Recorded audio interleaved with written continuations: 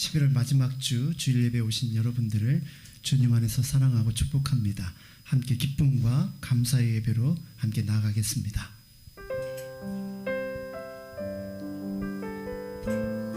다시 우리의 믿음을 회복하며 이 찬양으로 하나님 앞에 고백하며 나가기를 원합니다.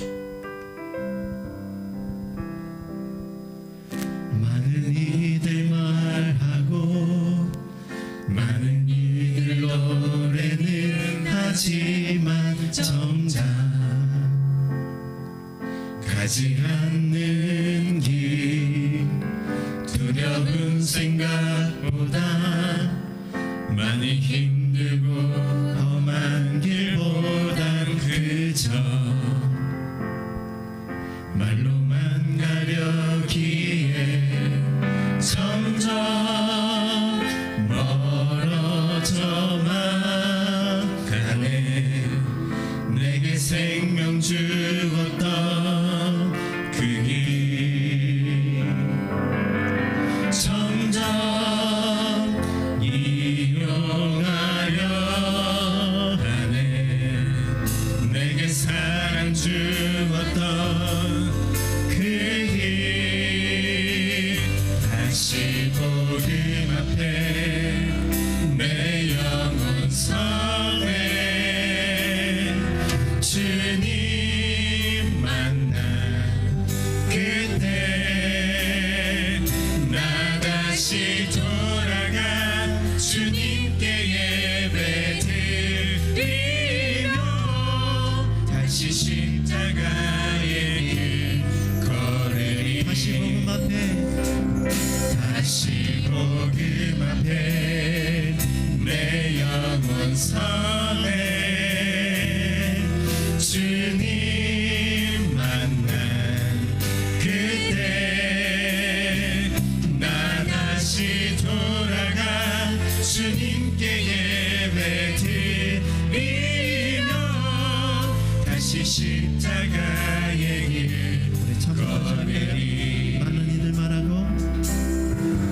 많은 이들 말하고 많은 이들 노래는 하지만 정작 가지 않는 길 두려운 생각보다 많이 힘들고 험한 길보단 그저 말로만 가려기에 점점 멀어져만 가네. 내게 생명 주었던 그 길 점점 이용하려 하네. 내게 사랑 주었던 그 길 다시 복음 안에 내 영혼 서네. 주님 만나 그때 나 다시 돌아가 주님께 예배 드리며 다시 십자가의 다시 주님의 복음 앞에 다시 복음 앞에 내 영혼 서네. 주님 만나 그때 나 다시 돌아가 주님께 예배 드리며 다시 십자가의 길 걸으리. 말씀 앞에서 경외함으로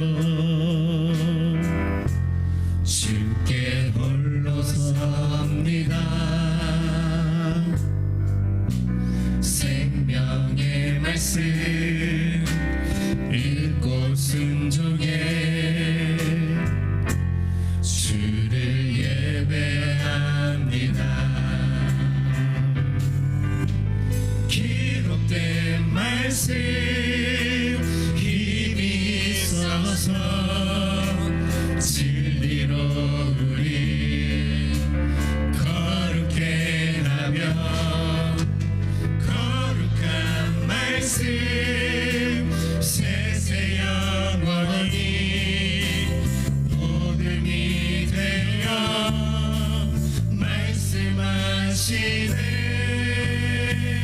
하나님 말씀에 두려워 떠는 자, 그 말씀에 생명을 얻는 자, 한 사람 찾으시니 주님의 약속을 믿어. 하나님 말씀에 명을 거는 자, 순종하며 주 따라가는 자, 영원한 하나님 나라 일어날 주의 교회로 주 말씀의 노래를 주 말씀의 머리를 구원에 이르는 지혜기 목숨과 내 뜻 다해 그 말씀 복종하라. 하나님 말씀에 두려워 떠는 자, 그 말씀에 생명을 거는 자, 한 사람 찾으시니 주님의 약속을 믿어.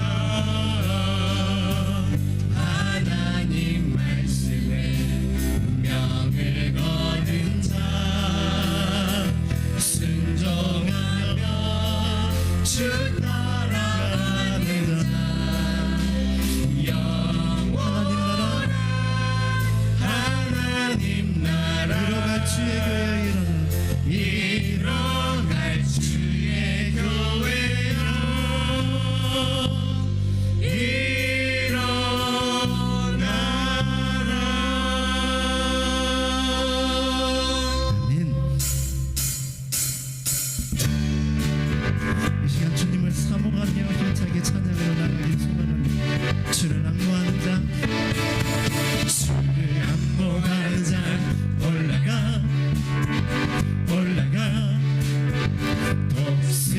독수리 같이 주를 기뻐하는 자, 주를 기뻐하는 자 올라가 독수리 모든 같이 싸움 이기고 모든 싸움 이기고 근심 걱정 벗으며 올라가 독수리 같이 앙모하는 자, 주와 모하는 자, 주와 모하는 자, 주와 모하는 자, 내가 주 기뻐하는 자, 주 기뻐하는 자, 주 기뻐하는 자, 주 기뻐하는 자, 내가 너나이라.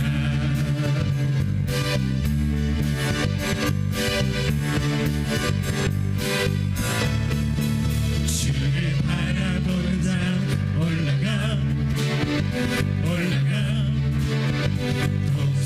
독수리 같이 주를 사랑하는 자, 주를 사랑하는 자 올라가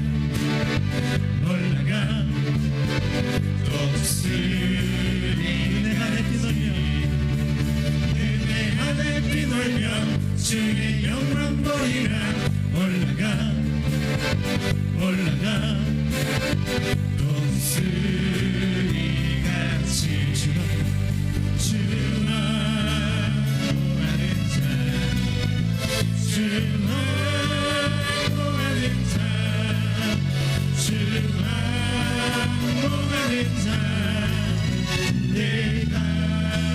주 사랑하는 자, 주 사랑하는 자, 주 사랑하는 자, 주 사랑하는 자, 네 영원도 고백하는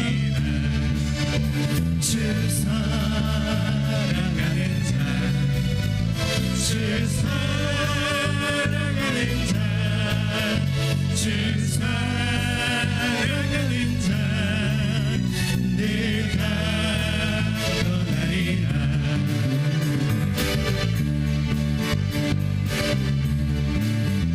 은혜 안에 뛰놀며 주의 영광 보리라. 은혜 안에 뛰놀며 주의 영광 보리라. 은혜 안에 뛰놀며 주의 영광 보리라. 은혜 안에 뛰놀며 주의 영광 보리라.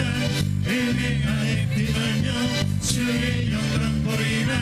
은혜 안에 뛰놀며 주의 영광 보리라. 우리의 힘 주를 기뻐하는 것, 우리의 힘은 주를 기뻐하는 것, 우리의 힘을 주를 의지하는 것, 우리의 힘은 주를 의지하는 것, 우리의 힘은 주를 의지하는 우리의 힘은 것, 주를 감사하는 것, 우리의 힘은 주를 감사하는 것, 우리의 힘은 주께 감사하는 것, 우리의 힘은 주를 찬양하는 것, 우리의 힘은 주를 찬양하는 것, 우리의 힘은 우리의 힘은 주를 찬양하는 우리의 것, 힘은 주를 예배하는 것, 우리의 힘은 주를 예배하는 것, 우리의 힘은 주를 예배하는 것. 주와 모하는 자, 주와 모하는 자, 주와 모하는 자, 네가 주와 모하는 자, 주님을 신실하게 바라보고 주와 모하는 자, 주와 모하는 자, 내가 떠나리라. 주를 낭모하는 자는 주 안에서 강건하게 될 줄 믿습니다. 아멘. 이 시간 우리 다 같이 자리에서 일어나서 사도신경으로 우리의 신앙을 고백하며 하나님 앞에 나아가겠습니다. 전능하사 천지를 만드신 하나님 아버지를 내가 믿사오며 그 외아들 우리 주 예수 그리스도를 믿사오니 이는 성령으로 잉태하사 동정녀 마리아에게 나시고 본디오 빌라도에게 고난을 받으사 십자가에 못 박혀 죽으시고 장사한 지 사흘 만에 죽은 자 가운데서 다시 살아나시며 하늘에 오르사 전능하신 하나님 우편에 앉아 계시다가 저리로서 산자와 죽은 자를 심판하러 오시리라. 성령을 믿사오며 거룩한 공예와 성도가 서로 교통하는 것과 죄를 사하여 주시는 것과 몸이 다시 사는 것과 영원히 사는 것을 믿사옵나이다. 아멘. 우리 보좌 앞에 모였네. 함께 주를 찬양하며 하나님의 사랑 그 아들 주셨네. 그의 피로 우린 구원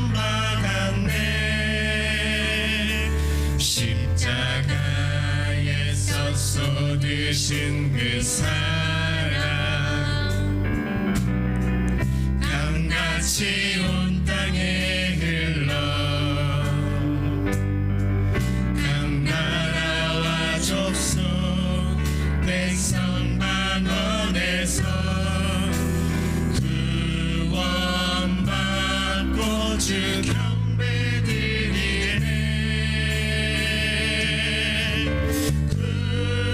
구원하심이 보좌에 앉으신 우리 하나님과 어린 양께 있노라.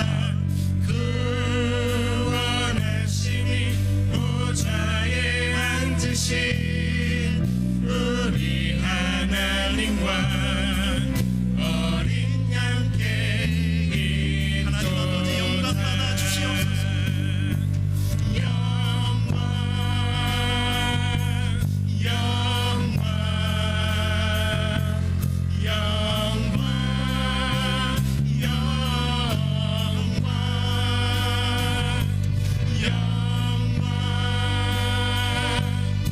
영광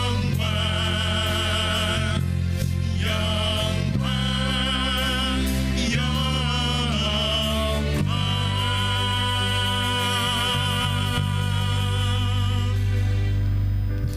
이 시간 우리 다 같이 자리에 앉으셔서 기도로 나아가길 원합니다.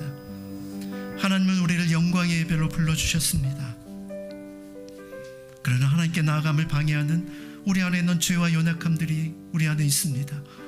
이 시간 우리의 모든 죄와 연약함을 하나님 앞에 고백하며 회개하며 나아가길 원합니다. 주님, 주의 뜻대로 온전히 살지 못했습니다. 삶과 입술로 범죄하였습니다. 그리스도의 보혈로 우리를 정결하게 씻어 하나님 앞에 나가는 그 어떤 방해물도 없게 하시고 나의 감정도 나의 생각들도 하나님 정결하게 씻어 오직 하나님만 집중할 수 있도록 주님 붙잡아 주옵소서. 이 시간 다 함께 회개와 참회의 마음으로 하나님 앞에 기도로 나아가겠습니다. 함께 기도드립니다. 신실하신 하나님 아버지, 오늘 이 아침에 겸손히 주님 앞에 엎드립니다. 주님의 영광과 하나님의 구원의 감격과 그 은혜 속에 하루하루를 살아야 하지만 우리의 현실 속에 무너지고 삶 속에 무너진 우리의 모든 연약함과 삶들을 이 시간 고백합니다. 하나님, 주의 보혈로 우리를 정결하게 씻어주시고 우리 머리 끝에서부터 발끝까지 주의 보혈의 피로 정결하게 씻어 우리 모든 생각까지 우리의 마음에까지 하나님 정말 씻어주시고 주의 거룩하신 은혜가 우리의 삶의 연약 가운데 풍성히 임하여 오늘도 하나님 앞에 나아가는 때마다 하나님 예배하신 그 은혜와 축복을 누리는 저희들의 삶이 될 수 있도록 주님 붙잡아 주시고 인도하여 주시옵소서. 우리 마음과 중심으로 온전히 주께 드리오니 주님 받아 주옵소서. 천지 만물을 창조하시고 이 세상을 주관하시는 하나님 아버지, 모든 찬양과 영광과 존귀를 올려드립니다. 한 주간 세상 나가 살 동안 지켜주시고 오늘 이렇게 거룩한 주일에 우리를 주님의 주으로 불러주셔서 예배드릴 수 있게 해주시는 은혜에 감사드립니다. 지난 한 주간 세상 살 동안 우리가 주님께 영광 돌리며 살지 못했던 순간들이 많음을 고백합니다. 우리의 생각과 말과 행동이 주님의 뜻보다 인간적인 욕심에 이끌려 주님의 마음을 아프게 했던 우리의 모든 죄를 예수님의 십자가의 보혈로 깨끗이 씻어 정결하게 해주시사 다시금 우리의 삶이 주님 보시기에 기뻐하는 삶이 될 수 있도록 도와주시옵소서. 오늘 이 예배 가운데 성령님께서 역사하여 주시사 저희가 신령과 진정으로 예배드리게 하옵소서. 오늘 이 예배 가운데서 모든 영혼들이 주님이 만나주시고 지친 영혼에게는 위로와 새 힘을 공급하여 주시고 상처받은 영혼엔 치유받는 귀한 역사가 일어나게 해주시옵소서. 우리의 찬양 가운데 주님의 영광을 경험하게 하시고 기도 가운데 주님의 음성을 듣게 하시고 말씀 가운데서 우리의 삶이 회복되는 역사가 일어나게 하옵소서. 오늘 이 예배를 통해서 우리의 삶의 목적이 바뀌고 방향을 주님에게로 향하게 하시고 우리의 삶이 변화되는 시간이 되게 하옵소서. 우리 교회를 위해 기도합니다. 주님이 피 흘려 세우신 교회로 교회가 오직 복음 안에 굳게 서게 하시고 성령 안에서 하나 되어 주님의 사명을 잘 감당하는 교회가 되게 하옵소서. 성도님들 한 사람 한 사람을 주님 나라를 확장하는 귀한 도구로 사용하여 주시사 주님 보시기에 칭찬받는 교회로 날마다 성장해가는 교회가 되게 하여 주시옵소서. 담임 목사님을 위해 기도드립니다. 성령님께서 항상 함께 해주시고 육육간의 강건함을 주시고 말씀의 능력에 능력을 더하여 주시옵소서. 이 교회를 성도들을 주님 앞으로 이끌어 가실 때 기도하는 목사님이 되게 하여 주시고 기도할 때마다 주님의 음성을 들려주시고 그 음성에 따라 이 교회를 주님 앞으로 잘 이끌어갈 수 있게 하옵소서. 바쁜 목회 일정 가운데 지치지 않도록 하늘에서 부어주시는 새의 힘으로 날마다 새롭게 하여 주시옵소서. 이제 말씀을 곧장 전하십니다. 하나님의 말씀을 담대하게 선포하게 하시옵고 듣는 우리의 마음밭도 옥토가 되게 하여 주시다. 말씀의 씨앗이 저희 마음밭에 뿌려져서 30배, 60배, 100배의 길수를 맺을 수 있게 하옵소서. 말씀의 힘으로 우리의 관계가 새로워지고 가정이 변화되며 직장과 학교와 모든 삶의 자리가 주님의 향기를 드러내는 성도들이 되게 하옵소서. 찬양대의 찬양을 영원롭게 받아 주시옵고 항상 최선의 음악을 찬양을 당신이 하나님께 드리게 하시옵고 하나님께서 그 찬양을 기뻐 받아 주시옵소서. 듣는 성도들 동안 이 찬양을 통해 주님의 음성을 듣는 귀한 시간이 되게 하옵소서. 예배를 준비하는 모든 손길들을 기억하시사 교사로, 청소사역으로, 안내로, 차량으로, 찬양으로, 반주로, 식사로 예배를 위해 준비하고 돕는 모든 손길을 기억하시옵고 기쁨으로 감사함으로 할 수 있는 마음을 허락하시옵소서. 그리고 그 손길들을 항상 기억하여 주시사 복에 복을 다하여 주시옵소서. 마치는 시간까지 이 예배를 오직 주님께서 주관하여 주시기를 바라옵고 이 모든 말씀 거룩하신 예수님 이름으로 기도합니다.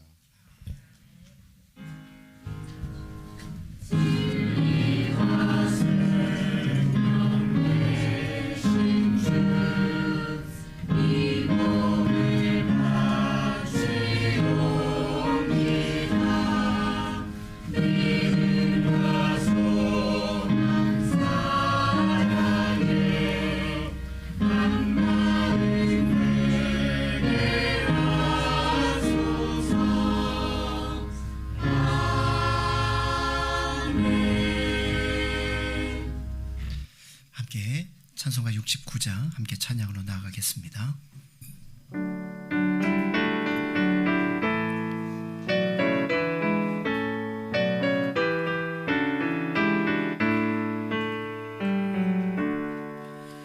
온 천하 만물 우러러 다 주를 찬양하여라. 할렐루야 할렐루야. 적은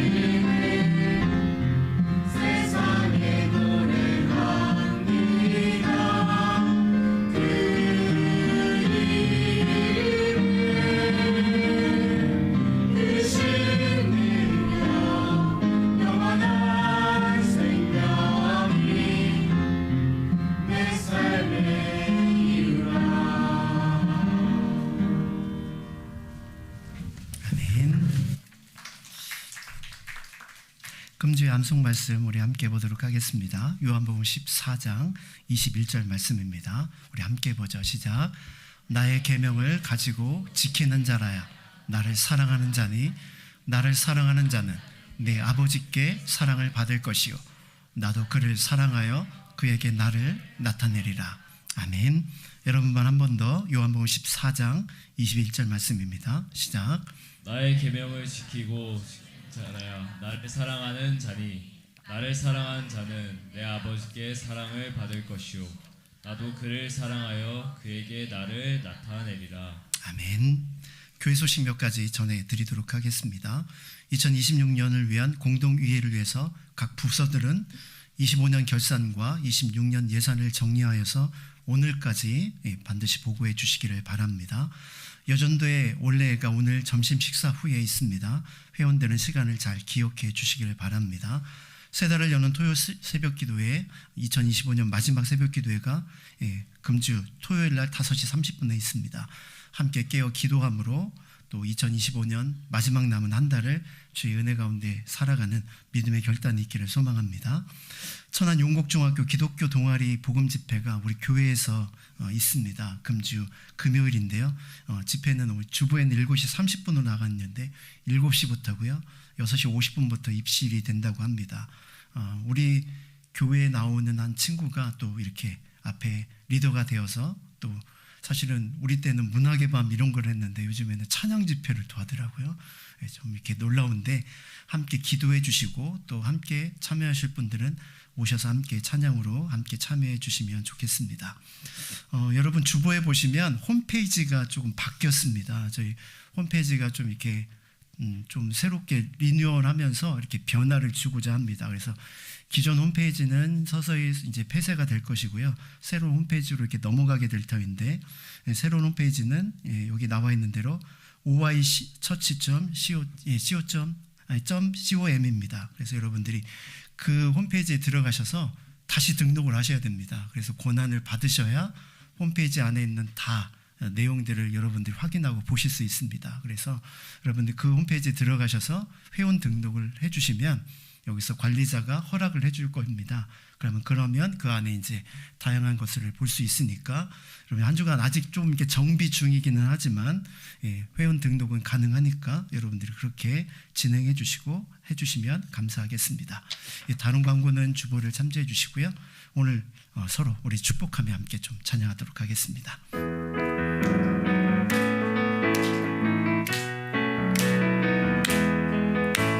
축복합니다.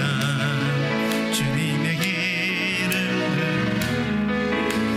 축복합니다.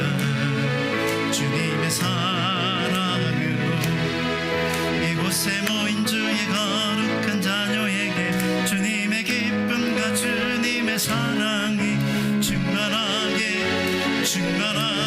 넘치기를.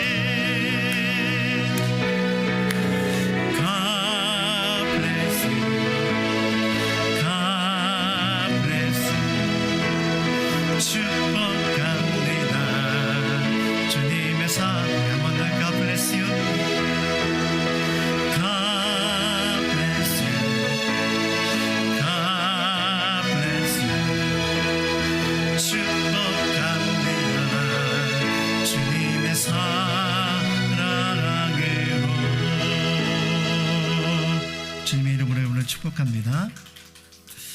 오늘 우리에게 주신 하나님의 말씀 우리 함께 보도록 하겠습니다. 야고보서 4장 11절부터 12절 말씀입니다.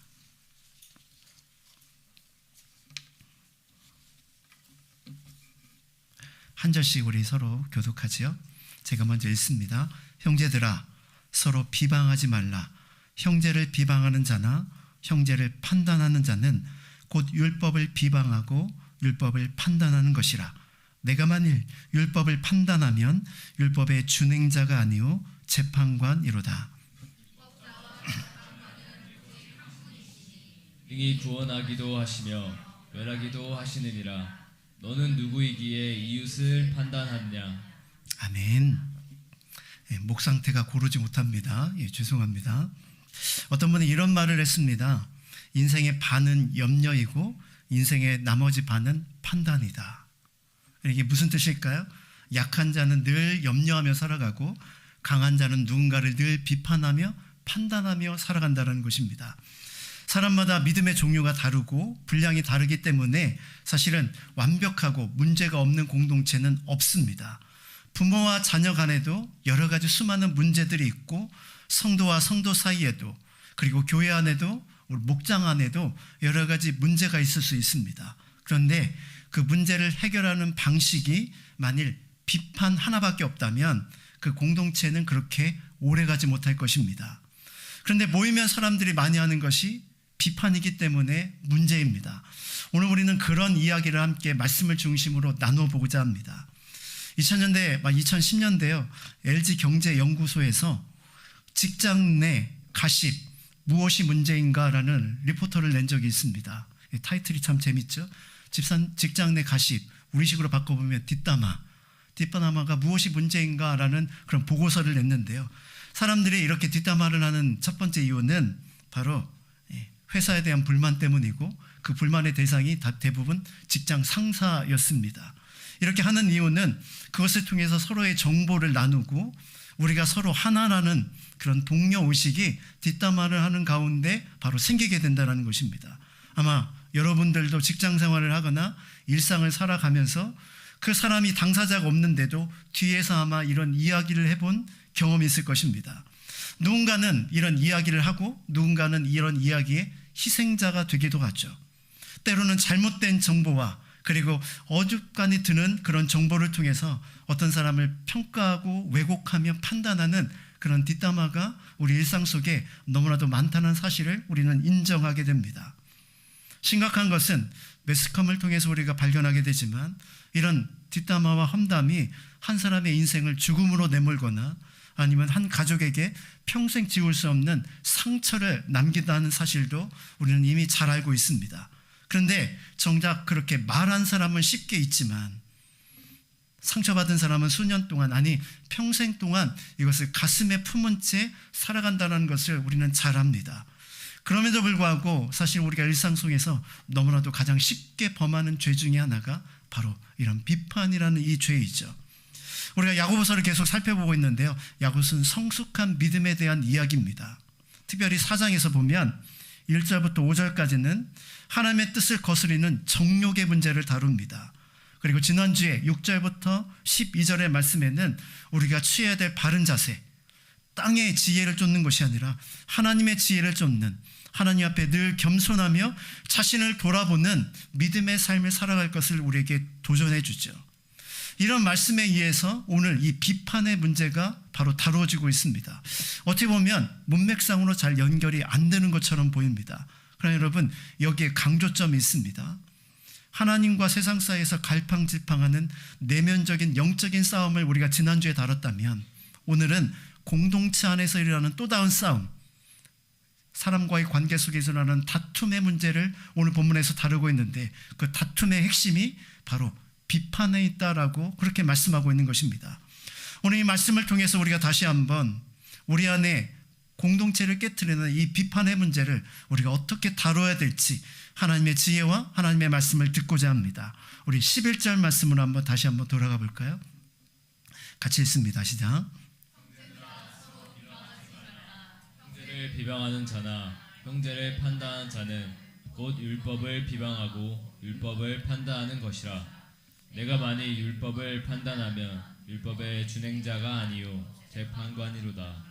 네. 우리가 첫 번째로 살펴볼 것은요, 이 판단과 그리고 이 판단이 과연 나쁜 것인가라는 문제입니다. 오늘 본문에는 분명히 형제를 판단하는 것이 잘못됐다라고 이렇게 말씀하고 있죠.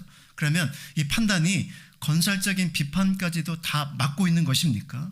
우리는 이것에 대해서 다시 한번 좀 깊이 생각할 필요가 있다는 것입니다. 모든 비판과 모든 판단 자체를 금하고 있는 말씀인가? 여러분 그렇지 않다라는 것을 우리가 발견하게 되죠. 마태복음 7장 1절부터 2절 말씀도 한번 같이 한번 읽어볼까요? 예수님의 이 말씀과 오늘의 말씀을 한번 연결해 보기를 원합니다. 같이 읽습니다. 시작. 비판을 받지 아니하려거든 비판하지 말라. 너희가 비판하는 그 비판으로 너희가 비판을 받을 것이요 너희가 헤아리는 그 헤아림으로 너희가 헤아림을 받을 것이니라. 아멘. 신앙생활하지 않는 사람에게도 잘 알려진 말씀이죠. 비판하지 말라. 이 말씀이요, 현대인들에게는 어떻게 들립니까?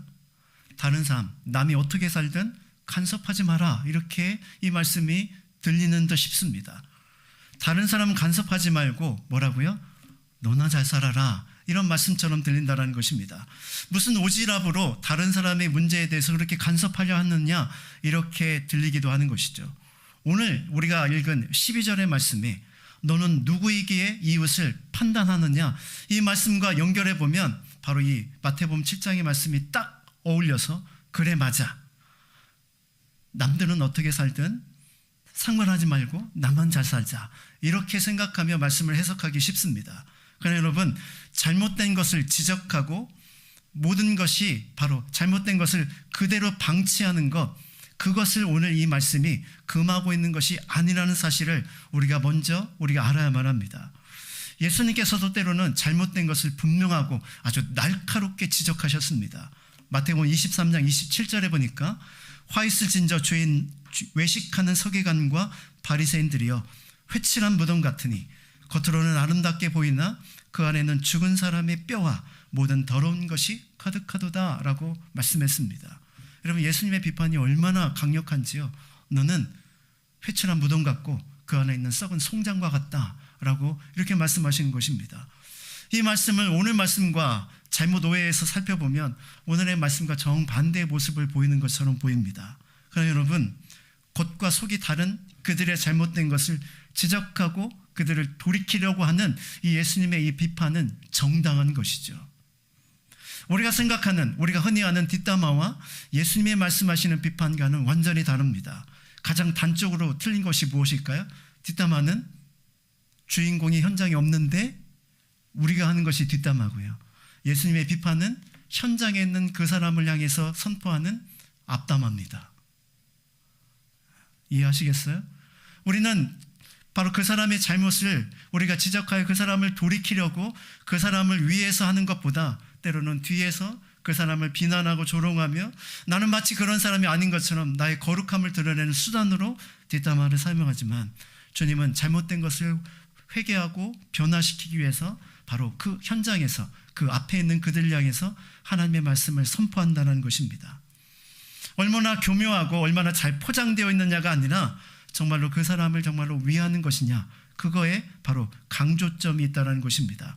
건설적인 비판을 다 하지 말라는 것이 아니라 틀린 것을 틀렸다고 말하는 정의로운 비판을 거부하는 것이 아니라 오늘 본문에서 말하는 야고보만 하는 이 비판은 조금 종류가 다른 것입니다.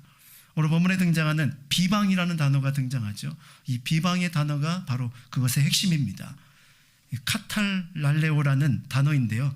이것은 상대방을 폄하하여, 즉 깎아내려서 다른 말로 험담하는 것을 의미합니다. 악의를 가지고 증오의 마음을 가지고 말하는 험한 말, 그것이 바로 오늘 본문에 등장하는 이 비방이라는 단어이죠. 그래서 시온 성경에 보니까요, 시온 성경에서는 11절을 이렇게 해석을 해서 번역을 했습니다. 11절도 다시 한번 읽어볼까요? 시작. 형제 여러분, 서로 헐뜯지 마십시오. 형제된 자를 헐뜯거나 판단하는 것은 율법을 헐뜯거나 판단하는 것이 됩니다. 여러분이 율법을 판단하면 여러분은 더 이상 율법을 지키는 사람이 아니며 오히려 재판하는 자가 되는 것입니다. 여러분, 성경에서 말하는 오늘의 이 판단은 사실에 근거하지 않고 자신의 관계와 좋지 않는 사람들을 향해 깎아내리고 무너뜨릴 목적으로 하는 그 말이 오늘 본문에서 다루고자 하는 잘못된 판단과 정죄의 모습이라는 것입니다. 이런 말에 대해서 성경은 단호하게 하지 말라라고 선포하고 있습니다. 여러분, 이런 말이 왜 잘못되었을까요? 사장 전체에서 보면 이런 말을 하는 사람은 1절에 나오는 그 안에 있는 정욕에서 이런 말이 비롯되었기 때문입니다. 자신을 드러내고 상대방을 깎아내리려는 이 모든 시도는 그 안에 자기만 아는 이 이기심이 자리 잡고 있다는 것입니다. 자기를 높이려 하기에 다른 사람을 깎아내리는 것이죠. 그러나 우리가 지난주에 살펴보지 않았습니까? 성숙한 사람은 자기를 낮춰 하나님의 은혜를 받는 사람이 진정으로 성숙한 사람이죠. 그런 의미에서 보면 오늘 이 말씀이 보여주는 메시지는 교만한 자가 하는 그런 잘못된 판단과 정죄의 문제를 다루고 있는 것입니다. 형제가 형제에게 잘못된 것을 그만두라라고 말하는 것은 정당한 것이지만 뒤에서 수군거리며 그 사람의 잘못뿐만이 아니라 삶 전체를 깎아내리는 그 모든 행위는 바로 공동체 안에서 반드시 금해야 될 문제라는 것입니다. 근데 불행하게도 오늘 이 말씀이 바로 우리에게 주어지는 이유는 우리 안에 이런 일들이 너무나도 쉽고 그리고 자주 일어난다는 것입니다. 세상 밖에만 일어나는 것이 아니라 공동체 안에도 이런 일이 쉽게 일어나죠. 많은 사람들이 이것에 희생당하고 상처와 아픔을 경험하여 신앙생활에 큰 위기를 경험하기도 합니다.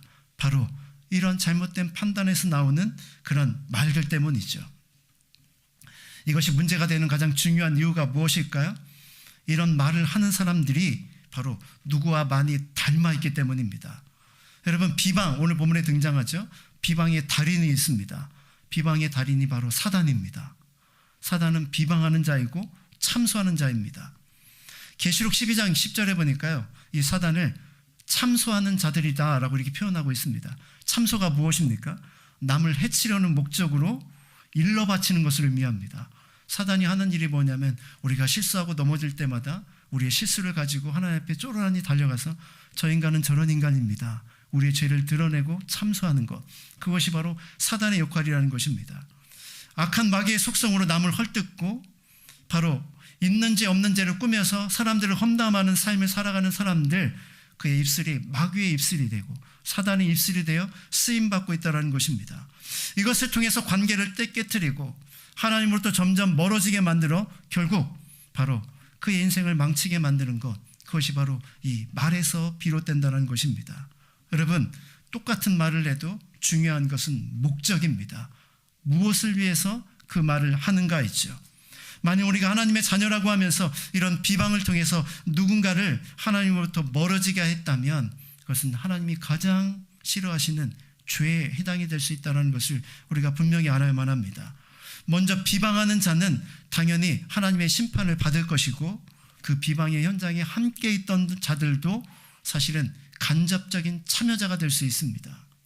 방관자, 나는 내가 직접 누군가를 비방하지 않았어, 이렇게 우리가 책임 회피는 할 수 있지만 그 현장에서 비방하는 그들의 입을 막지 않고 함께 듣고 있다면 듣고 있는 것 그 자체만으로도 우리는 비방의 참여자가 될 수 있다는 것이죠. 그래서 우리는 조심해야만 합니다. 항상 그 현장에서 우리의 해야 될 믿음의 처신을 우리가 분명히 해야 하는 것이죠.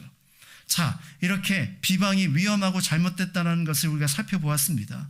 그러면 이 비방과 판단을 하지 말아야 될 구체적인 이유를 또한 우리가 함께 좀 살펴보기로 합니다. 첫 번째 이유는요, 오늘 본문에 보니까 그들이 나의 형제다라고 표현하고 있습니다. 11절에 형제라는 단어가 3번이나 등장합니다. 예수 그리스도 안에서 한 형제된 그들이 없는 곳에서 비방하고 험담하는 것이 얼마나 악한지를 우리에게 보여주는 것입니다. 형제는 비방의 대상이 아니라 사랑의 대상이라고 우리에게 가르쳐주고 있는 것이죠. 말씀대로 살지 못하는 그들을지라도 그들을 품어야 하는 것이 형제된 우리의 모습이라는 것입니다. 다른 식으로 이야기하면 자매가 무너지고 연약한 자매들을 품어주는 것이 우리가 살아가야 될 진정한 모습이라는 것이죠. 우리가 잘 알고 있는 탕자의 비유가 있습니다. 탕자의 비유에 대조되는 2명의 인물이 등장합니다. 당연히 탕자가 등장하고 아버지와 그리고 탕자의 형이 등장하죠. 아버지와 형은 정반대의 모습과 행보를 보입니다. 아버지는 탕자가 집을 나간 후에 돌아오기를 기다리며 항상 밖에서 그를 기다립니다. 돌아왔을 때 어떻게 하죠? 용서하고 그를 위하여 잔치를 베풀어 줍니다. 반면에 형은 어떻습니까? 동생이 복귀하는 것이 달갑지 않습니다. 왜냐하면 자신의 재산을 또 나눠줘야 하기 때문이죠. 아버지의 행동에 대해서도 이해가 되지 않습니다. 여러분, 재산을 다 탕진하고 돌아왔으면 어떻게 됩니까? 심판하고 혼내고 쫓아내는 것이 훨씬 정당해 보이지 않습니까? 그런데 그 아버지가 오히려 그를 잘 왔다고 환영하며 그를 위하여 잔치를 벌여줍니다. 여러분, 이게 이해가 되십니까? 고생은 내가 하고 죽도록 고생했는데 나를 위해서는 잔치를 한 번도 행해주지 않던 그 아버지가 모든 것을 탕진하고 돌아온 저 배은망덕한 동생을 위해서 잔치를 베풀어 주니 그것이 이해가 되느냐는 말이죠. 집 나간 자신만 생각하는 것 같은 아버지의 그 마음이 오히려 그 형에게는 더 서운하게 보이고 들렸을 것입니다. 여러분, 이 탕자의 비유의 핵심이 뭘까요? 누가 진정한 탕자인가를 우리에게 묻고 있는 것입니다. 우리는 집 나간 재산을 다 허비하고 온 그 사람만 탕자라고 생각하는데 또 다른 탕자가 있다는 것이죠. 집을 한 번도 나가본 적이 없지만 아버지의 용서와 사랑을 이해하지 못하는, 집안에서 늘 불평하고 불만하며 아버지 왜 이렇게 합니까? 라고 말하는 또 하나 집 안에 있는 탕자가 존재한다는 것입니다. 집 안에 있는 탕자는 정의와 공의를 외치지만 아버지의 용서와 사랑은 이해하지 못했습니다. 예수님 당시로 돌아가 보면 집 나간 탕자는 세리와 죄인들일 것입니다. 당연히 하나님으로부터 심판받아야 될 대상이라고 생각했던 그 사람들, 그러나 예수님은 그들을 용서함으로 그 죄인을 받아 하나님의 자녀로 거듭나게 하셨죠. 반면에 자신은 의인이라고 생각하며 하나님의 품에 늘 거한다고 생각하는 바리새인과 서기관들은 예수님의 이 행동을 이해할 수가 없었습니다.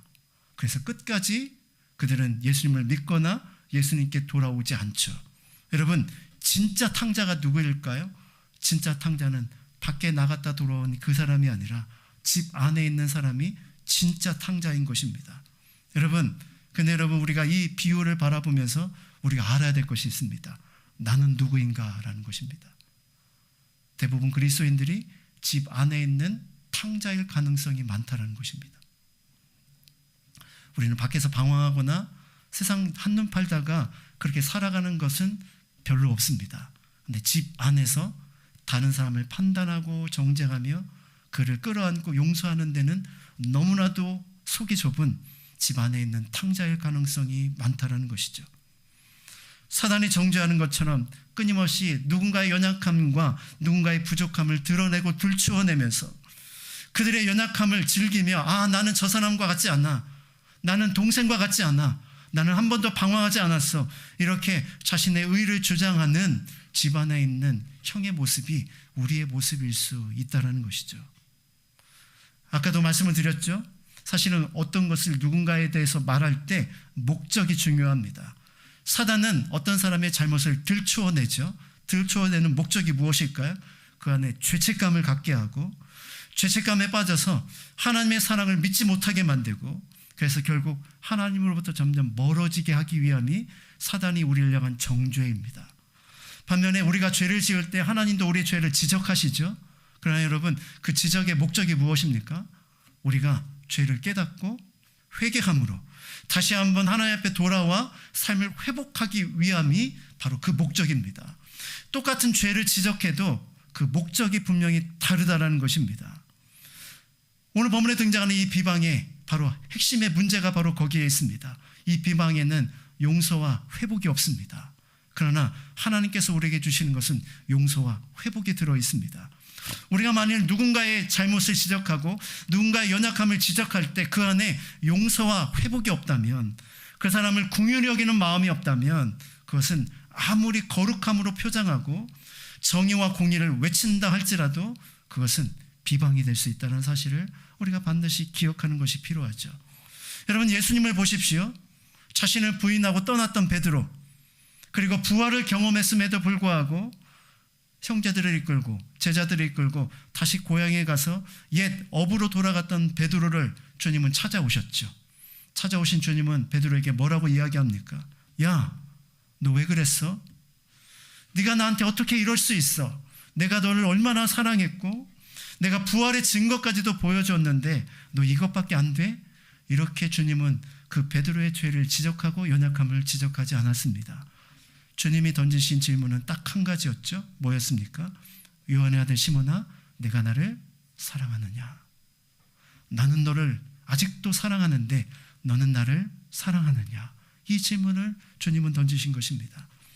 주님은 바로 그 안에 있는 연약함을 회복하기 위하여 사랑으로 그를 품으시며 그에게 다가가셨던 것을 보게 됩니다. 여러분, 베드로가 무엇 때문에 변했습니까? 정의감으로 불타 죄를 지적하는 비방 때문에 변한 것이 아니라 그 연약함을 품으시는 주님의 사랑으로 인하여 그가 변화되어 새롭게 되었음을 우리가 깨닫게 됩니다. 목적이 중요하다는 사실을 기억하십시오. 누군가의 연약함을 드러낼 때마다 항상 나는 이 말을 하는 이유와 목적이 무엇인가를 스스로에게 던져볼 필요가 있다는 것입니다. 더욱더 중요한 것, 오늘 본문에는 형제를 판단하는 것이 율법을 판단하는 것과 같다라고 이렇게 기록하고 있습니다. 여러분, 본문에 말하는 이 율법은요, 모세 오경을 의미합니다. 창세기, 출애굽기, 레위기, 민수기, 신명기, 이스라엘 백성들이 가장 중요하게 여겼던 하나님의 율법을 의미하죠. 여러분, 율법이 무엇입니까? 많은 사람들이 생각하기에 율법의 구조는 이렇게 되어 있습니다. 하라, 그리고 하지 마라. 하면은 복받고, 하지 않고, 이 말씀을 잘 지키면 복받고, 말씀을 지키지 못하면 하나님의 심판을 받는다. 그래서 두렵고 떨림으로 그 말씀을 지켜야 된다. 이런 식으로 율법을 생각하는 경우가 많습니다. 그러나 여러분, 율법의 핵심이 무엇일까요? 예수님은 율법의 핵심을 딱 두 단어로 정의했습니다. 하나님을 사랑하고 이웃을 사랑하라. 율법의 핵심이 무엇입니까? 사랑입니다. 우리가 왜 예배를 드리고 우리가 왜 열심히 살아야 되는가? 그것이 하나님을 사랑하는 행위가 되기 때문입니다. 그것을 통해서 복을 받으려고 율법을 지키는 거, 말씀을 지키는 것이 아니라 하나님이 내게 주신 말씀을 통해 하나님을 사랑하는 삶을 우리가 그 말씀을 지킴으로 살아가게 되는 것이죠. 그리고 그 핵심 중에 하나가 이웃을 사랑하는 것입니다. 바리새인과 서기관이 실패한 것이 무엇일까요? 사랑의 도구를 정죄의 도구로 사용한 것입니다. 끊임없이 그렇게 살지 못하는 그들을 향해 정죄하며 판단했죠. 만약 율법의 진정한 정신을 그들이 알았다면 그렇게 살지 못하는 그들을 위해서 내가 할 일이 무엇일까를 생각했을 것이고 그들을 어떻게 도울까를 생각했을 것입니다. 왜냐하면 그것이 율법의 진정한 정신이기 때문이죠. 잊지 마십시오. 나의 사랑으로 사람들을 하나님 앞으로 인도하는 것이 우리 그리스도인 형제된 우리가 해야 될 일이지, 나의 판단과 정죄로 그에게 상처를 입혀 하나님부터 점점 멀어지게 하는 것은 형제된 자매된 우리가 해야 될 일이 결코 아니라는 사실입니다. 두 번째, 우리가 잘못된 판단을 하지 말아야 될 두 번째 이유는요, 우리의 판단이 오판일 때가 많기 때문입니다. 누군가를 판단하고 험담할 때 우리가 주의를 기울여야 되는 진정한 이유는 내 안에 실수와 연약함이 많은 존재라는 사실을 우리가 알지 못한 채 우리가 그 말을 할 때가 많다는 것입니다. 정말 사실에 근거하고 정확한 판단 위에 그런 말을 하고 있는가, 우리 자신을 돌아봐야 한다는 것입니다. 어느 대학의 졸업식장이에요. 한 학생들이 이제 쭉 나와서 바로 이 학장에게 졸업장을 이렇게 받고 있었습니다. 한참을 받고 있는데요, 한 친구가 이런 모습으로 강단에 등장했습니다. 한 손은 주머니에 집어넣은 채 한 손을 가지고 올라온 것입니다. 학장은 그에게 졸업장을 건네주었고 그 학생은 졸업장을 받은 채 다른 사람처럼 악수도 하지 않은 채 그냥 쌔 지나가 버렸습니다. 졸업식에 참여한 사람들이 여기저기서 수군거리기 시작했습니다. 저런 버르장머리 없는 친구라고. 도대체 4년 동안 저 친구는 학교에서 뭘 배운 거야? 라고 하면서 사람들의 비판의 소리들이 여기저기서 울려 퍼지기 시작했습니다. 그때 그 곁에 있던 한 학생이 이렇게 그런 사람들에게 이야기를 했습니다. 저분은 4년 동안 열심히 성실하게 배운 분입니다. 근데 저분은 한 손이 없어서 의족을 차고 있는 분입니다. 그래서 어쩔 수 없이 그 손을 주머니에 넣을 수밖에 없었고 한 손밖에 없으니 졸업장을 받고 악수를 할 수 없어서 저렇게 한 것입니다. 학장님도 저 학생의 사정을 잘 알고 있습니다. 이런 이야기를 해주었다는 것입니다. 옆에서 비난했던 사람들의 얼굴이 화끈거리고 무색해졌겠죠. 겉으로 보여지는 것만을 가지고 판단하며 정죄했던 모습들이 바로 이런 모습이라는 것입니다. 찰스 스윈돌이라는 미국의 유명한 강해 설교자가 비판하지 말아야 될 7가지 이유를 이렇게 이야기를 했습니다. 첫째, 우리는 모든 사실을 다 알지 못한다. 둘째, 우리는 그의 동기도 알지 못한다. 셋째, 우리는 완전히 객관적일 수 없다. 늘 우리는 주관적이다. 넷째, 우리는 상황의 전후 문맥을 다 파악하기가 어렵다. 다섯째, 우리가 보는 것뿐만이 아니라 보지 못하는 것도 있다는 사실을 알아야 된다. 여섯째, 우리에게는 편견이 있고 우리의 시야는 굉장히 좁을 수 있다. 마지막 일곱째, 우리는 늘 불완전하고 더더군다나 일관성도 없다. 하나님의 말씀이 아닌 세상의 관점과 자신의 판단을 가지고 누군가를 정죄하는 우리의 모습에 대한 바로 경고의 메시지죠. 기준의 말씀이 아니라 내가 들 때 그 기준에 대부분 우리의 판단은 틀릴 수 있습니다. 여기에 한 가지 더 플러스, 내가 말하려고 하는 그 사람이 나와 관계가 평소에 좋지 않은 사람이라면 더 부정적으로 흐르는 객관성을 잃어버리기가 쉽습니다. 우리는 그가 가지고 있는 장점을 이야기하기보다 그가 가지고 있는 부족함만을 부각시키려는 우리 안에 있는 이 죄의 쓴뿌리들이 우리 안에 있기 때문이죠. 그래서 예수님께서 우리에게 뭐라고 말씀하셨습니까? 마태복음 7장 3절부터 4절에 말씀해 보니까 우리가 이렇게 도전하고 있습니다. 말씀 한번 같이 한번 볼까요? 시작. 어찌하여 형제의 눈 속에 있는 티는 보고 내 눈 속에 있는 들보는 깨닫지 못하느냐? 보라, 내 눈 속에 들보가 있는데 어찌하여 형제에게 말하기를 나로 내 눈 속에 있는 티를 빼게 하라 하겠느냐? 아멘. 누군가를 쉽게 비판하는 사람들을 향해서 주님이 던지신 메시지이죠. 내 눈에 있는 들보를 보지 못하고 다른 사람에 있는 티를 정확하게 빼내는 그런 모습이 바로 우리의 모습이라는 것입니다. 주님이 우리에게 요구하시는 것이 무엇입니까? 내 눈에 있는 들보를 먼저 빼내어라. 그래야 밝히 보고 형제의 잘못을 고치는, 회복하는 자가 될 수 있다는 것입니다. 대부분의 사람들이 내 안에 들보가 있다는 사실을 모릅니다. 아니, 알고도 인정하려 하지 않죠. 그래서 너무나도 쉽게 다른 사람의 잘못을 쉽게 지적하고 드러냅니다. 다른 사람의 잘못을 쉽게 지적하고 드러내는 그 사람이 가지고 있는 가장 큰 특징이 자신 안에 있는 들보를 보지 못하는 사람들입니다.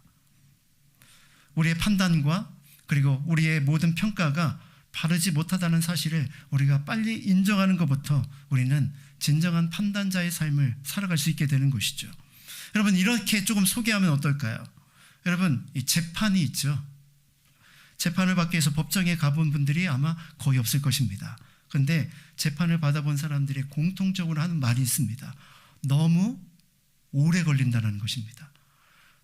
1심 끝나는데 몇 개월, 2심으로 가서 또 몇 개월, 3심으로 가서 대법원 판결까지 나오는데 몇 년이 걸리기도 합니다. 이렇게 오래 걸릴 거라면 차라리 중간에 포기할 것, 이렇게 생각하는 경우도 있습니다. 근데 여러분, 왜 이렇게 재판이 오래 걸릴까요? 정확한 근거에 의해서 정확한 판단을 하려고 하는 것입니다. 근데 여러분, 그렇게 오래 걸려서 재판이 나왔는데 수년 후에, 아니 수십 년 후에 진짜 범인이 잡혀가지고 그 재판이 잘못됐다라는 그런 기사를 여러분 본 적이 있을 것입니다. 심지어 수십 년 동안 바로 살인죄로 몰려가지고 감옥에 있었는데 나중에 보니까 그 사람이 범인이 아니었다라는 것이 밝혀지기도 하죠. 여러분, 이것이 우리들의 삶의 모습이라는 것입니다. 심지어 완벽하게 훈련하고 세밀하게 들여보고 재판을 하는데도 이런 잘못된 판단을 할 수 있는데 우리는 어떻습니까? 겉으로 한번 보는 것, 내 생각으로 누군가를 판단하고 정죄한다면 그 판단이 얼마나 틀릴 수 있는지 우리가 우리 스스로를 잘 돌아볼 필요가 있다는 것이죠. 세 번째는요, 오늘 본문에 보니까 우리는 판단자로 부르심을 받지 않고 준행자로 부르심을 받았다는 사실을 분명히 인식해야 된다는 것입니다. 11절 말씀, 형제들아 서로 비방하지 말라. 형제를 비방하는 자나 형제를 판단하는 자는 곧 율법을 비방하고 율법을 판단하는 자니 내가 만일 율법을 판단하면 율법의 준행자가 아니요 율법의 재판관이로다. 여러분, 사람의 판단은 다 틀릴 수 있습니다.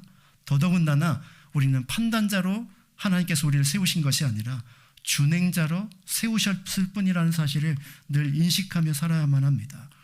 누군가를 끊임없이 판단하며 살아가지만 그것이 아니라 말씀 앞에서 내가 판단을 받고 그 말씀을 따라 살아가야 될 대상이 바로 나라는 사실을 겸손하게 인정하는 것이 필요하다는 것이죠.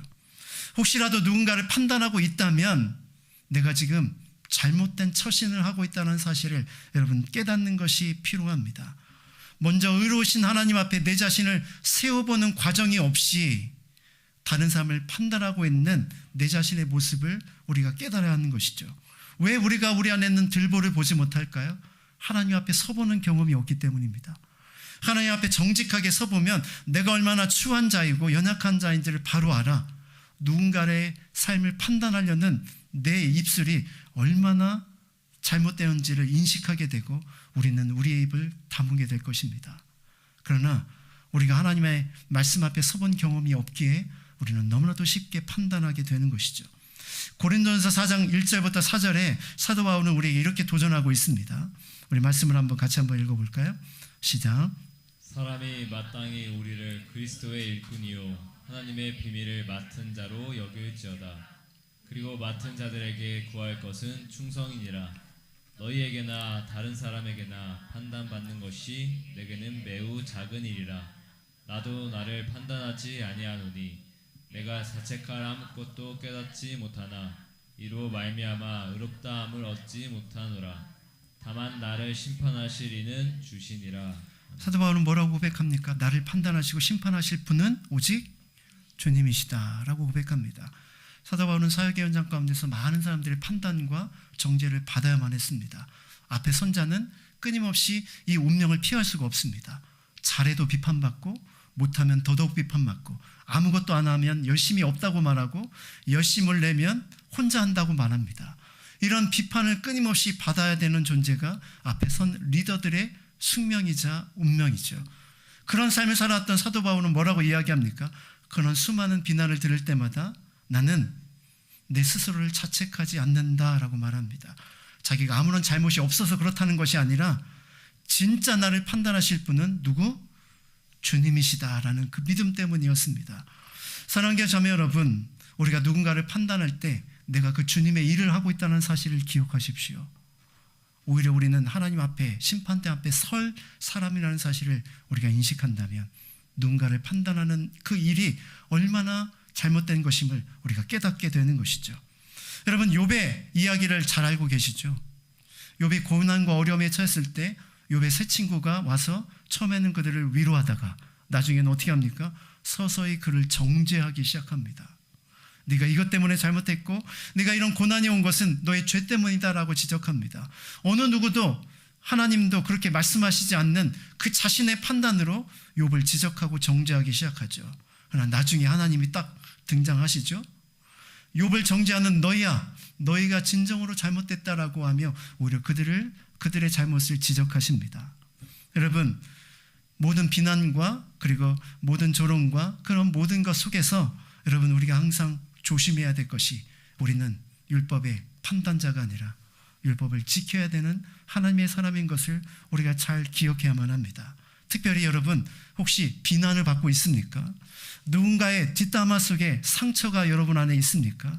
그렇더라도 여러분, 그 상처를 상처로 받지 말고 이 바울처럼, 그래, 내가 하나님 앞에 섰을 때 하나님께서 나의 삶을 가장 정확하고 바로 하시는 그 하나님께서 내 삶을 판단해 주시고 심판하실 것이다.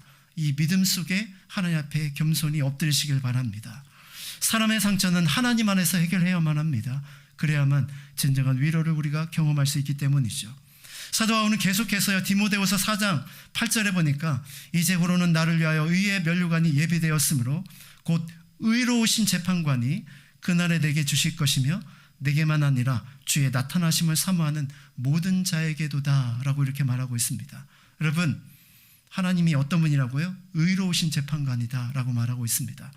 우리는 전후사정도 모르고 그 사람의 상황도 모르고 그 사람의 마음도 모르지만 우리 하나님은 그 모든 것을 아십니다.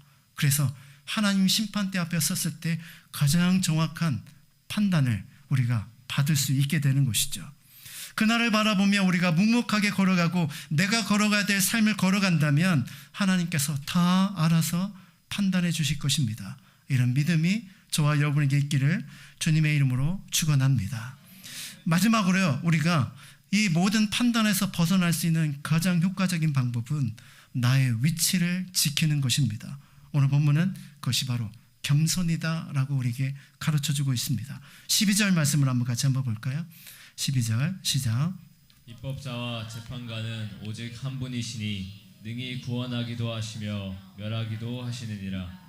너는 누구이기에 이웃을 판단하느냐? 오늘 본문에서 이렇게 말하죠. 너는 누구이기에 이웃을 판단하느냐. 굉장히 직격의 언어입니다. 남을 판단하고 비난하는 너는 과연 누구냐라고 우리에게 질문하는 것이죠. 여러분, 누군가를 비판하고 싶은 마음이 들 때마다 이 말씀을 기억하십시오. 네가 누구기에, 네가 무슨 자격으로 그 사람을 비난하고 있느냐. 이 말을 우리가 기억한다면 우리는 누구도 함부로 비판과 판단의 자리에 결코 설 수 없을 것입니다. 정신을 차리고 너의 자리로 돌아오라는 것이죠. 내가 있어야 될 자리는 심판의 자리가 아니라 말씀을 붙잡고 땀을 흘려 그 말씀을 지키는, 바로 말씀을 지키는 자의 위치가 과연 너의 위치라는 것입니다. 누가 사람을 판단하고 정죄합니까? 교만한 사람입니다. 말씀을 판단하지 말라는 이 말씀은 네가 있어야 될 자리로 돌아오라는 말씀과 같습니다. 지난 시간에 하나님의 은혜는 겸손한 자에게 주어진다고 하지 않았습니까? 하나님의 은혜를 받아 우리가 누군가를 살리는 삶을 살아가는 사람도 겸손한 사람입니다. 하나님 앞에 자신을 세운 사람만이 누군가를 품을 수 있는 진정한 사람이 될 수 있기 때문이죠. 우리가 교만한지 겸손한지 알 수 있는 방법이 딱 하나 있다고 합니다. 그 방법을 알려드릴 테니까 여러분에게 한번 잘 적용해 보십시오. 내가 얼마나 교만한지 알 수 있는 방법. 다른 사람의 부족과 허점을 이야기할 때는 너무 신나게 말하지만, 이래야 된다 저래야 된다 혼수까지 두지만, 누군가 나에 대해서 이야기할 때 나는 어떤 마음인가? 네가 나를 알아? 네가 나의 형편을 알아? 네가 나의 상황을 알아? 이렇게 여러분 안에 부글부글 끓고 있다면 여러분은 교만한 사람이라는 것입니다. 다른 사람이 처할 상황을 알지 못한 채 내가 받은 상황에만 분노하고 있다면 우리가 겸손이 아니라 교만에 가까운 사람이라는 것이죠.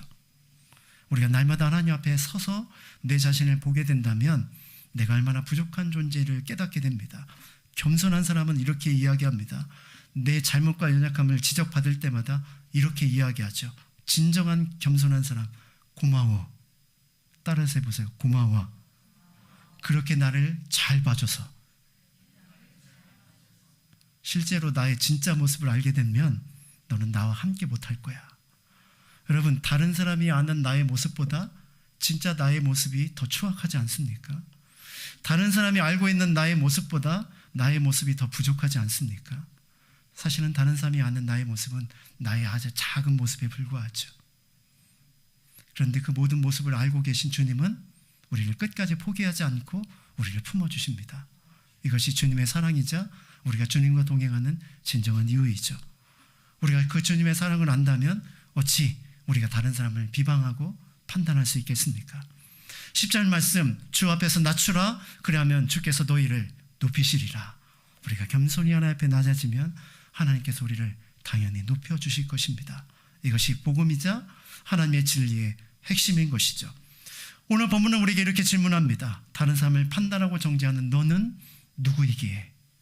이 질문 앞에 나 자신을 늘 세워서 갈등과 그리고 분열이 있는 이곳에 진정한 용서와 사랑과 회복의 역사를 일으키는 하나님의 사람이 되고, 재판자가 아니라 준행자가 되어서 말씀을 땀 흘려 지켜 그 말씀대로 이웃을 살려내는 진정한 믿음의 주인공의 삶을 살아갈 수 있기를 주님 앞에 주님의 이름으로 축원합니다.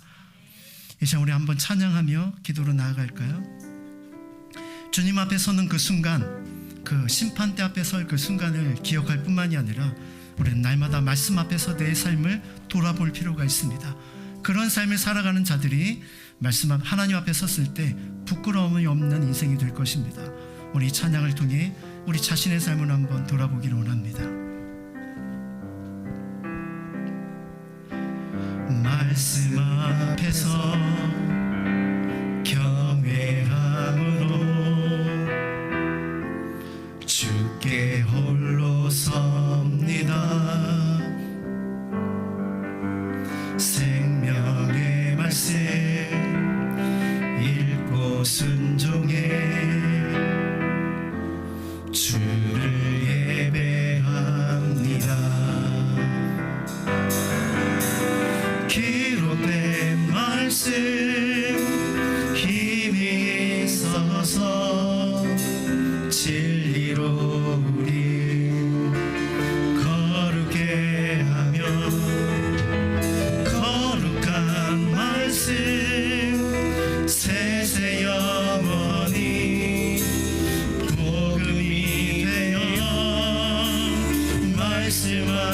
하시네.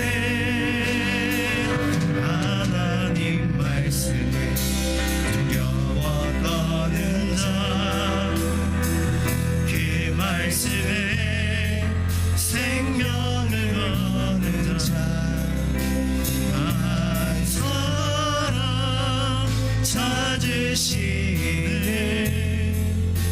주님의 약속을 믿어.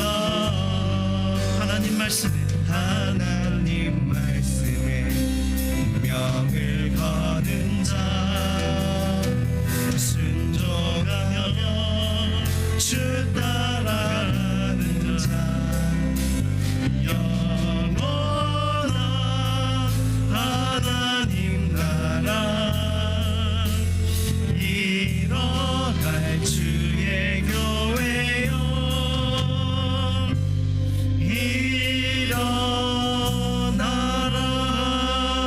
일어나라. 이 시간 하나님의 말씀 앞에 서볼까요? 너는 지금까지 어떤 모습으로 살아왔느냐? 주님은 우리에게 질문하십니다. 너의 판단, 그 판단의 근거가 과연 무엇이냐? 우리에게 질문을 던지십니다. 너는 정말 말씀을 지키는 자로 서 있느냐? 아니면 판단하는 자로 늘 거하며 바리새인과 서기관처럼 의로운 것으로 착각하며 그 안에 있는 들보를 보지 못한 채 형제들의 그리고 가족의 작은 티를 빼려고 하는 어리석은 삶을 지금도 여전히 살아가고 있지 않느냐? 우리에게 질문하십니다. 주님, 내가 죄인일 뿐이며 연약한 죄인임을 뿐입니다. 하나님, 나 자신을 먼저 하나님 앞에 겸손히 내려놓게 하시고 하나님 앞에 정직한 모습으로 하나님 앞에 서며 정말 하나님 정죄 대신 용서와 사랑을 행하는 진정한 하나님의 사람들이 될 수 있도록 주님 붙잡아 주십시오. 오늘 주신 말씀을 붙잡고 우리의 삶을 회개하고 믿음으로 결단하며 하나님 앞에 기도로 나아가도록 하겠습니다.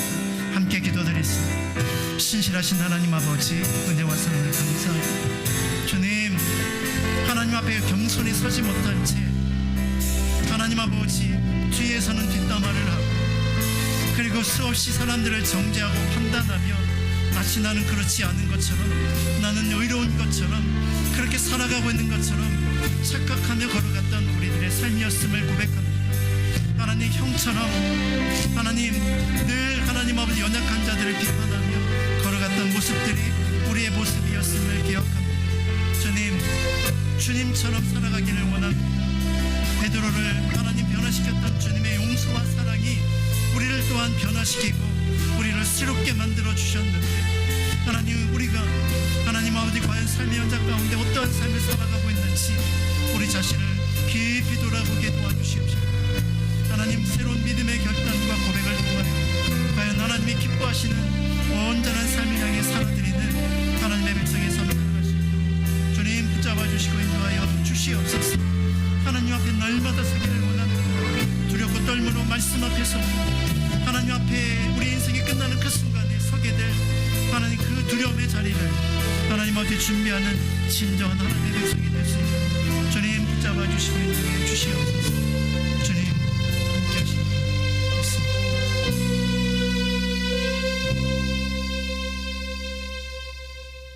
남을 험담하고 헐뜯는 너는 누구이기에? 하나님, 믿음의 삶을 오랫동안 살아옴에도 여전히 습관처럼 남아있는 우리 안에 있는 뒷담화와 누군가를 판단하고 정죄하는 우리의 부족함과 어리석음을 이 시간 회개합니다.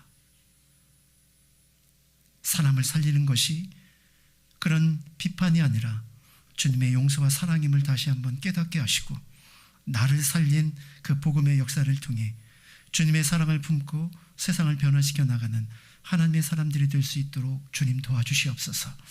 날마다 말씀 앞에 서서 두렵고 떨림으로 나 자신을 돌아보게 하시고 그 연약함 속에서 나를 포기치 않는 하나님의 사랑으로 회복되어 그 사랑을 증거하는 참 믿음의 백성의 삶을 이 한 주간도 살아갈 수 있도록 주님 붙잡아 주시옵소서.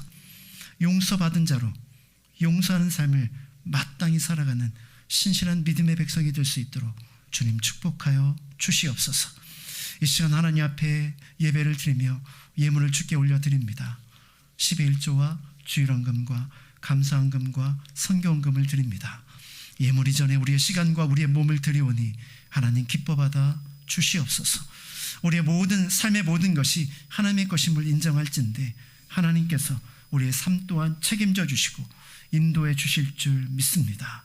하나님, 비록 세상 사람들이 가진 풍성함과 풍요로움은 없을지라도 광야 같은 우리의 인생길에서 때를 따라 돕는 은혜로 나와 함께 하시는 신실하신 주님, 내가 가장 필요하고 내가 가장 공고할 때마다 하나님 우리의 영원한 공급처이심을 고백합니다.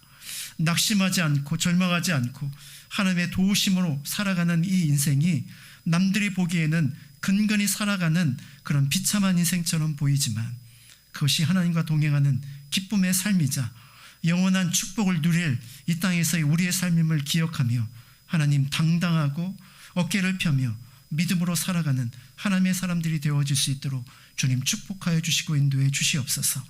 하나님의 보호하심과 지키심이 우리와 함께 하시는 줄 또한 믿습니다.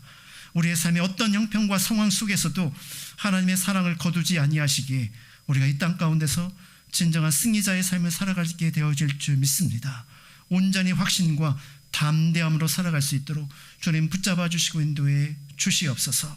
우리의 다음 세대를 하나님 축복해 주시고 다음 세대를 양육하는 간사와 교사들을 하나님께서 축복해 주시며 우리가 그들을 함께 품고 하나님 우리의 믿음의 유산들이 저들에게도 물려져서 저들이 또한 믿음의 세대를 이루어갈 수 있도록 하나님 저들을 향한 기도와 헌신이 끊이지 않도록 주님 축복해 주시옵소서. 우리의 또한 기성세대들을 기억하여 주시고 주님 앞에 설 날이 성큼성큼 다가오는데 여전히 게으름과 말씀에 순종하지 못한 채 그저 세월에 세상에 하나님 아버지 휩쓸려 살아가는 우리의 모습을 다시 한번 깨닫고 결단하게 도와주시고 믿음으로 담대히 서서 마지막 때를 살아내는 신실한 하나님의 사람들이 될 수 있도록 주님 붙잡아 주시옵소서. 나라와 민족을 위해서 기도합니다. 공의와 정의가 바로 세워질 뿐만이 아니라 하나님의 사랑과 용서와 희생과 섬김이 하나님 아버지 세워져서 하나님 다시 회복되는 아름다운 역사와 온 열방을 품는 나라와 민족이 될 수 있도록 주님 축복하여 주시옵소서. 모든 것 주님 의지하며 이 한 주간도 주께서 함께 하실 것을 믿으며 신실하신 예수님의 이름으로 기도드렸습니다. 아멘. 이제는 우리 주 예수 그리스도의 은혜와 하나님의 사랑하심과 그리고 성령님의 감화감동 교통하심이 판단과 정죄 대신 용서와 사랑으로 세상을 변화시키기를 결단하는, 그렇게 또한 힘과 은혜를 우리에게 주실 하나님을 바라보는 이 시간 예배드리는 모든 신명 머리머리 위에와 오늘의 여명교회에 속한 모든 가족들 머리머리 위에 지금으로부터 영원한 날까지 항상 함께 있을지어다. 아멘.